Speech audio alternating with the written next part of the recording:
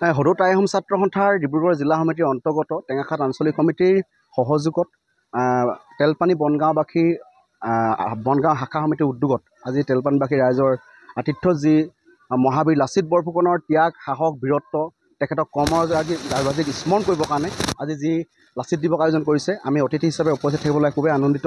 এটা কথা ঠিক যে এই অঞ্চলৰ টাই আহোম জনগোষ্ঠীৰ মানুহৰ যিখিনি অভাৱ অভিযোগ এই অঞ্চলৰ শৈক্ষিক সামাজিক আৰ্থসামাজিক যিখিনি দিশ আছে এই লাচিত বৰফুকনৰ পবিত্ৰ স্মৃতি দিনটোতে আমি নিশ্চিতভাৱে আমি আলোকপাত কৰিম।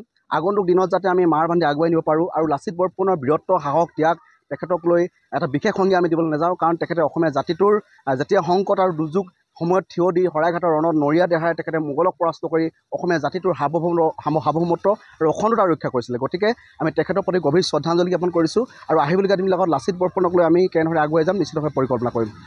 আমি খুব কম দিনৰ ভিতৰতে আজি লাচিত দিৱস উদযাপন কৰিবলৈ মনস্থ কৰিলোঁ।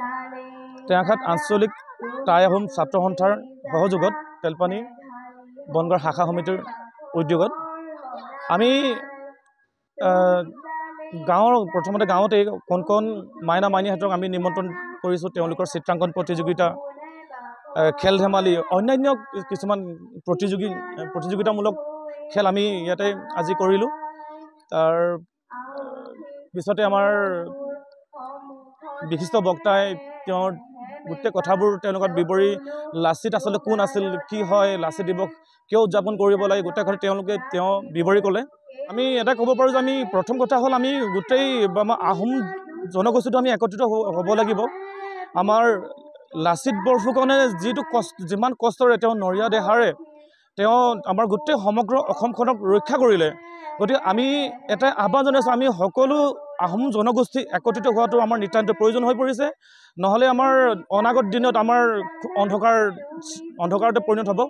আমি খুব সোনকালে একত্ৰিত হৈ আমি কিদৰে আমাৰ এই আজি যিটো পৰিস্থিতিত অসমখন চলি আছে তেনেকৈ আমি কেনেকৈ ৰক্ষা কৰিব পাৰোঁ সেইটো আমি খুব সোনকালে এইটো আলোচনা কৰাৰ খুব প্ৰয়োজন আছে বুলি ভাবোঁ।